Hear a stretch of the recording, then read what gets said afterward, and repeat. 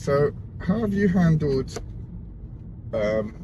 your identity as you before you converted to Islam do you know what, bro? Yeah, because do you know what? It's a good question, that, bro. Because like you say, like even before becoming no, do you know what? When I become a Muslim, a lot of people were saying, "Oh, he's got an identity crisis. He's come to it to belong."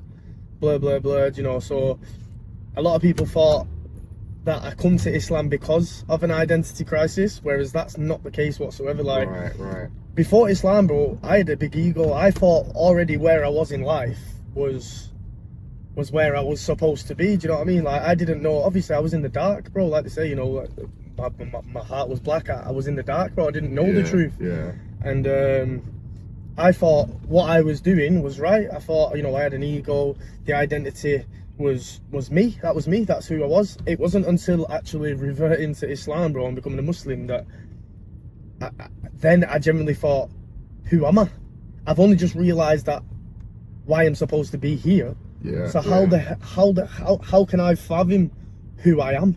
What I'm supposed to be? Was this mainly because it was quite a bit of a shock actually find about Islam in the first place, and trying to put things on your life on hold in a way? Yeah, 100%. So like you say, bro, it puts your life on hold. So you've come from one background of having an ego, thinking you know why you're here, the way you make your money is that's it, that's your life. The way you interact with your friends, the way you're with your family, the way you portray yourself, you know, the certain things, places you go, people you see, everything is you. That's you. So when you become Muslim, when you revert to Islam, you become a little bit God conscious.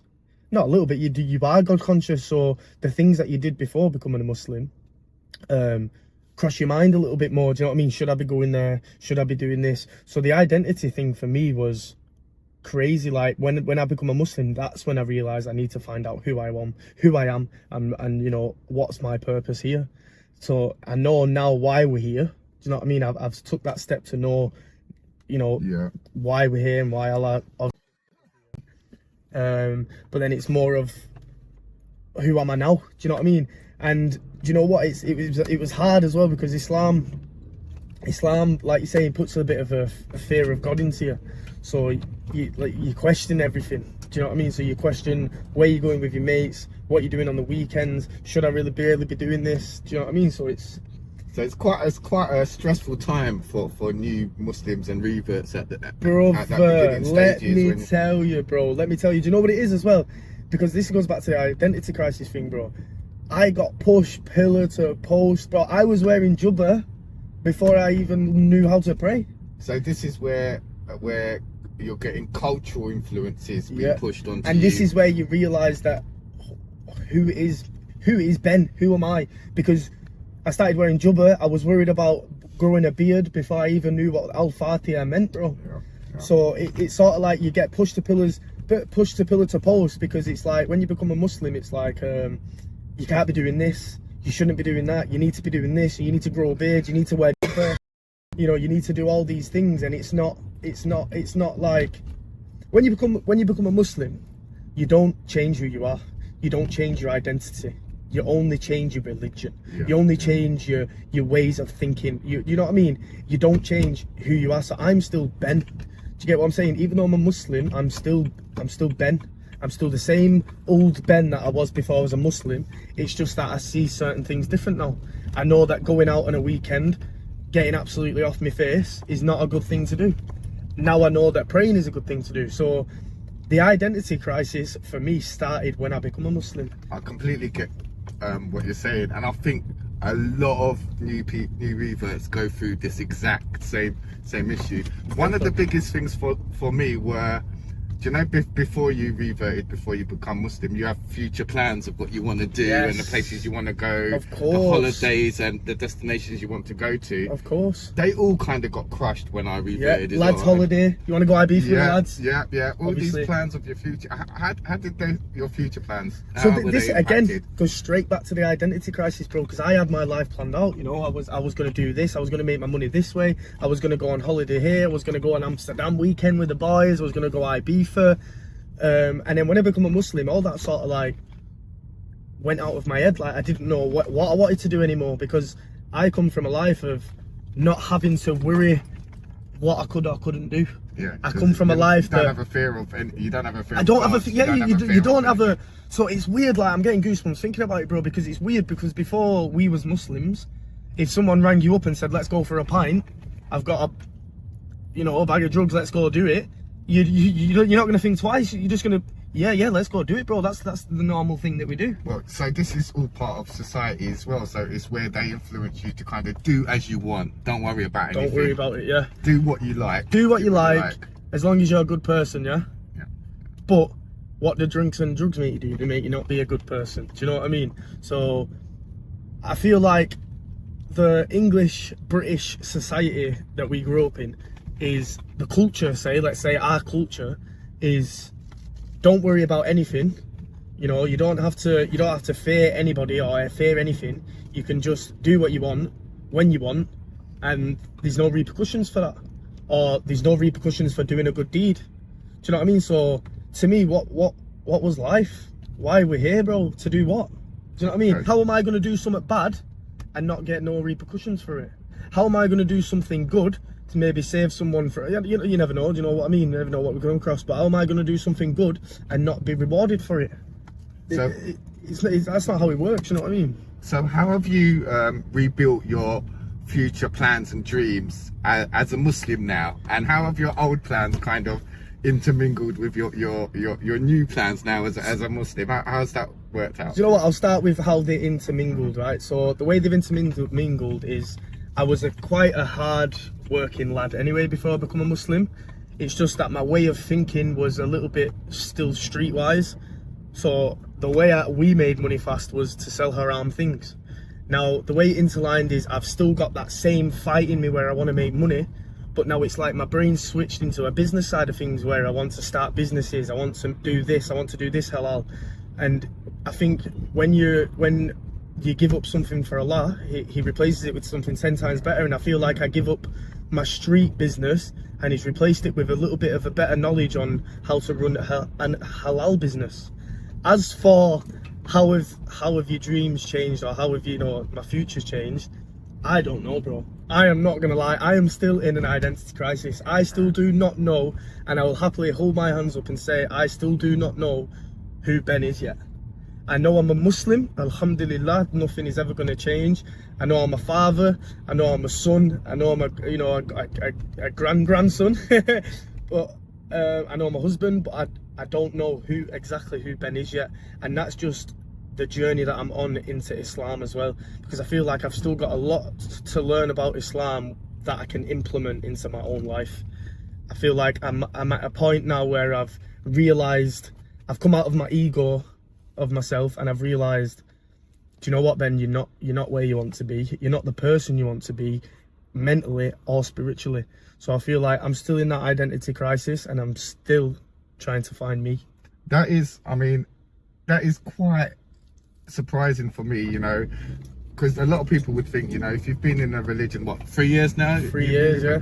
That you would be quite settled in. But I think this is comforting for a lot of new reverts who are in a similar position even after 3-4 years, and just to let people know, look, it's okay. It's okay, Don't bro. be so hard on yourself. Just take one step at a time. 100%. And get there, as well as you can, and as best as you can, in the best way. 100%. Whatever works for you, bro. Don't rush anything. Don't be quick to learn. Don't be quick to quit everything that's haram straight away in your life. I did that, and I think that's what messed with my iman a lot as well. I first become a Muslim and I quit everything. I quit drinking, I quit drugs, I quit smoking weed, I quit absolutely everything. And don't get me wrong, it did me amazing. I quit everything for a good 8 months, for a year. But on the other side of that, you stop being Me? yourself. You're not yourself. I didn't find myself. You're a copy of what other people are telling you to be, in a way, right? Exactly, bro. I was wearing jubba, I was growing a beard. I didn't even know how to pray, brother. And because you're too busy learning about Islam now, and about how you need to now behave and kind of carry yourself, Yep. you forget about your normal self, your 100%. your own self. So that's what it is, going back to the identity crisis. It's knowing how to implement Islam and your life and your identity into one. It's sort of like, I made a great analogy before. It was like, how did I say it? But it's like, you can't just become a Muslim and change who you are. That's not who you are. Islam is a religion. Islam is a spiritual peace that is within you. It doesn't change you as a person. It's not changed me as a person. I'm still that, you know, humbled but cocky, outgoing ADHD kid that I always was. Do you know what I mean? I'm always been this person. It's just that now I have a different spiritual peace. Do you know what I mean? So it's a hard one, bro. Do you know what? And we could speak about it for hours and hours and hours, because you could find more points on it. You could, you know, something can come up in my brain and be like, this is why. But it's different for everybody. And I feel like the thing that ruins most reverts first 2-3 years of becoming a Muslim is the fact that they get told what they can and can't do. And that is not right. How do you expect a non-Muslim to come from not having to worry about anything he's doing, nobody telling him exactly what to do, telling him that this life is not the way, because all his mates are doing the same thing, all his mates are going out drinking at the weekend, taking drugs, so how is he then supposed to know that is wrong? Yeah. Do you know what I'm saying? Advice for born Muslims, brothers and sisters who are wanting to give advice to new reverts. And I think what you're saying, Ben, what I'm taking from what you're saying is we need brothers and sisters to be a bit more patient, right? Patience, with new revert. 100%. And to give them their space to kind of grow into this new person that they're developing into, right? Let them find Islam first. Let them find Islam. Yes, they've become a Muslim, alhamdulillah, but let them find Islam. Let Islam implement them. Let Islam implement into their lives what they want to get out of life. Do you get what I'm saying? So, like, become a Muslim and then worry about the small things, worry about praying, worrying about changing a couple of things in your life. You know, if you're going out drinking every night, change it. You know, you might get to a point where you want to pray every single prayer, so you're not going to drink all day. Alhamdulillah, that's one less hour you drunk yesterday. And I think what you were saying earlier is the more you start reading into Islam, the more you start praying, you start stopping these things yourself, course, right? It comes naturally, and it starts with the littlest thing. You know what? I'm not going to drink until I get to Maghrib today. Fair play, brother. You got all the way to Maghrib. Tomorrow, try and go till Isha. And I think the advice for born Muslims is just to give these people space to kind of get into their own rhythm, 100%. Right? Because at the end of the day, I don't know if you're like me, but I don't like people telling me what to do, in a way. Bro, it just kind of, you know, when have we ever been told what to do? Yeah, exactly. You know, we're reverts, brother. No one's ever told us what to do. Do you know what I mean? As we were saying earlier, we do what we want to do, in a way. Exactly, my bro. So we need a bit of understanding and patience, right? It is a tough time and a stressful time for new reverts, especially, as you said, at least the first 2 years and 3 years, as you said, you're still going on, you're still on your journey, and you're still trying to find your way. And I think that's the same in normal life as well. At this age, you're still trying to find your way and 100%. Learn new things. But with Islam, I think it's a similar story. People need to give you space and beautiful reminder, bro. That's a beautiful reminder, bro. And I just want to finish off by saying, born Muslims, put yourself in our position. We've lived a life for so long that we thought was so right. We've come to Islam, alhamdulillah, we're Muslim. But now we have a way of life. Let us walk baby steps into this way of life. We can't change our life straight away. We can't stop certain things straight away that we've implemented on our life for the last 10 years. So guys, put yourselves in our positions. Realize that we're stepping away from a lot of things that we thought was right. And then, alhamdulillah, teach us how to pray. Teach us about the 5 pillars of Islam. Teach us about the beauties of Islam, the way of the Prophet, peace and blessings be upon him. And alhamdulillah, the more we implement Islam into our lives, the less haram we will do. Alhamdulillah. Alhamdulillah. And we'll finish on that. That was just, I don't know, CarPool. CarPool. We thought, you know what, alhamdulillah, enjoy it anyway, guys. That's just us talking a couple of, 2 reverts, what we talk about on a car journey. Yeah. Alhamdulillah.